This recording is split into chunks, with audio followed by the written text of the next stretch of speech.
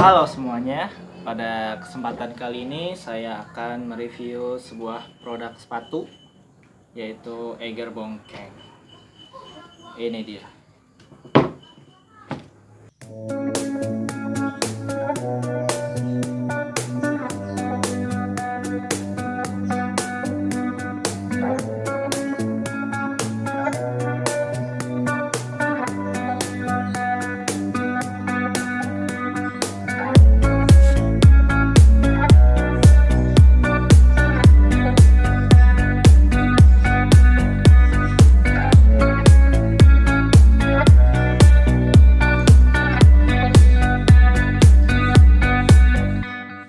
Gua beli 3 tahun lalu. Waktu itu sebenarnya gua nggak minat buat beli sepatu ini. Waktu itu gua ngincer Eiger Pollock, cuma waktu pas datang ke store-nya ternyata barangnya nggak ada. Terus lihat-lihat dan jatuh cinta sama Eiger Bongkeng ini. Dan sekarang setelah 3 tahun pemakaian sejak 2018 waktu itu, sepatu ini worth it untuk dibeli. Ini kuat 3 tahun dan bagus-bagus aja. Supaya ada gambaran buat kalian, medan apa aja yang udah saya lewatin pakai sepatu ini. Itu saya pernah mendaki ke Gunung Gede, Gunung Semeru, Gunung Sumbing, Sindoro, terus ke Prau, ke Pangrango, dan yang terakhir ke Lau Juni kemarin. Kalau mengenai teknologi saya nggak ngerti ya, kalian bisa googling sendiri. Saya cuma menjelaskan pendapat saya pakai sepatu ini. Waktu pertama kali pakai sepatu ini ke Gunung Gede, saya ngerasa sepatu ini kurang nyaman ya di kaki saya. Walaupun sebenarnya sepatu ini ukurannya udah pas, nomornya udah pas dengan ukuran kaki saya, tapi saya rasa di sini sepatunya kurang nyaman. Ajaibnya, untuk pendakian kedua pakai sepatu ini tuh sepatunya udah lumayan nyaman, udah pas di kaki. Kayaknya memang sepatu ini tuh mengikuti bentuk kaki saya. Selanjutnya bahas mengenai ini ya, solnya. Untuk sol ini dia menggunakan Vibram katanya ya. Emang jelas sih dia pakai Vibram. Dan pengalaman gua sih sebenarnya pakai sepatu ini biasa-biasa aja ya dengan solnya.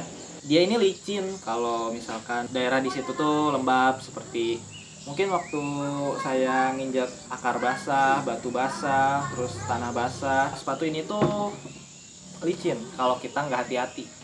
Jadi harus make sure dulu pijakan kaki kita tuh mantep supaya nggak kepeleset. Bisa dilihat ini Vibramnya. Udah ada videonya sih ya.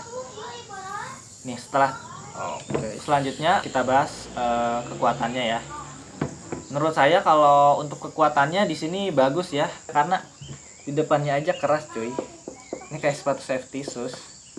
Ini bagian ininya keras. Jadi mungkin kalau ke timpaan batu juga mungkin gak akan kerasa. Nih, ini keras nih.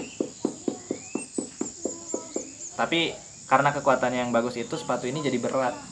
Ya, saya timbang sih ada di kisaran 1,2 kilo sepatu ini. Untuk selanjutnya, untuk fitur waterproof dari sepatu ini, menurut saya waterproofnya lumayan bagus ya. Tapi memang ini sepatu nggak pernah dipakai nyemplung sungai sih atau trekking pas lagi hujan gede.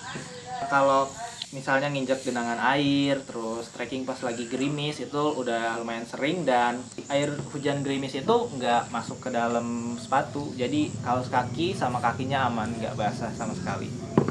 Oke, kemudian untuk fitur breathable nih, ini katanya untuk bagian bolong-bolong ini katanya fitur breathable. Selama 3 tahun memakai sepatu ini sebenarnya emang kaki saya nggak pernah keringetan sih pas trekking pakai sepatu ini. Cuma habis dipakai itu pasti kaki saya bau, terus kaos kaki bau, sepatunya bau.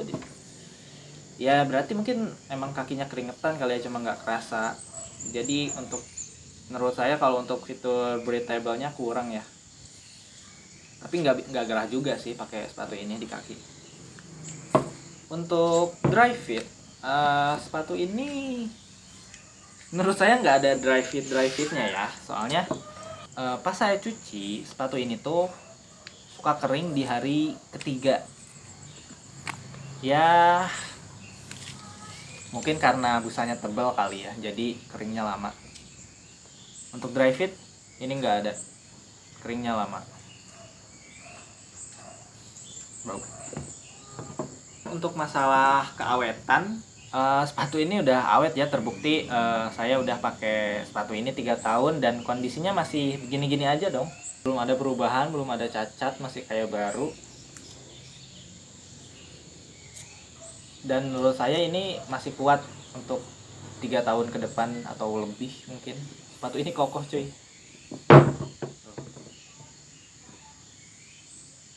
Bagus sih, lumayan.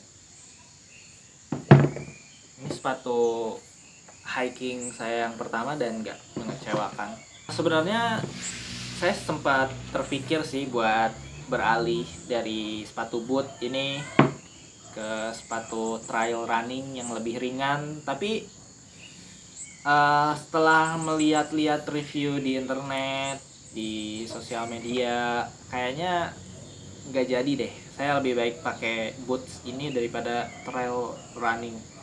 Karena kenapa? Orang yang awalnya biasanya pakai boots, kalau hiking terus pindah ke trail running itu kakinya jadi ada tubok, terus kakinya ada lecet-lecet, mungkin kukunya jadi hitam, itu ada aja. Trail running mungkin iya ringan, tapi nggak tahu kenapa mungkin bikin kaki nggak nyaman mungkin. Nggak tahu sih, yang jelas kalau saya pakai sepatu ini tuh kaki saya aman. Pengalaman saya pakai sepatu ini 3 tahun, saya nggak ada cedera apapun. Eh, Kaki saya nggak ada lecet-lecet, kuku hitam itu nggak kejadian. Jadi saya masih puas pakai sepatu boot ini, walaupun emang lebih berat daripada trail running yang mungkin kisaran beratnya sekitar 600 gram. Kalau ini ada 2 kali lipatnya di trail running, tapi buat saya kenyamanan mungkin lebih penting ya daripada ringan. Safety first.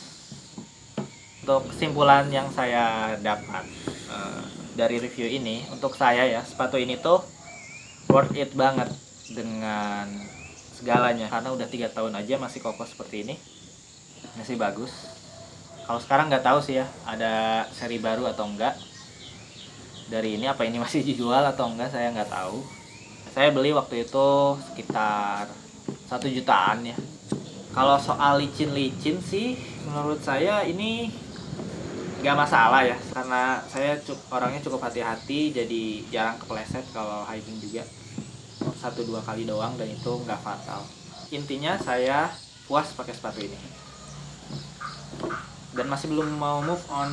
Walaupun saya sekarang udah bukan pendaki konvensional, saya pendaki insya Allah ultralight dengan base weight masih 7 kilo ya, tapi untuk sepatu saya masih pakai boots karena saya lebih nyaman pakai ini. Ya mungkin segitu aja review sepatu Eiger ini. Semoga membantu.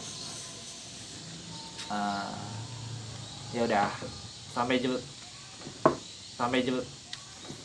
ya udah, sampai ketemu di lain waktu. Dadah. Tonton terus video saya ya. Terima kasih. Dadah.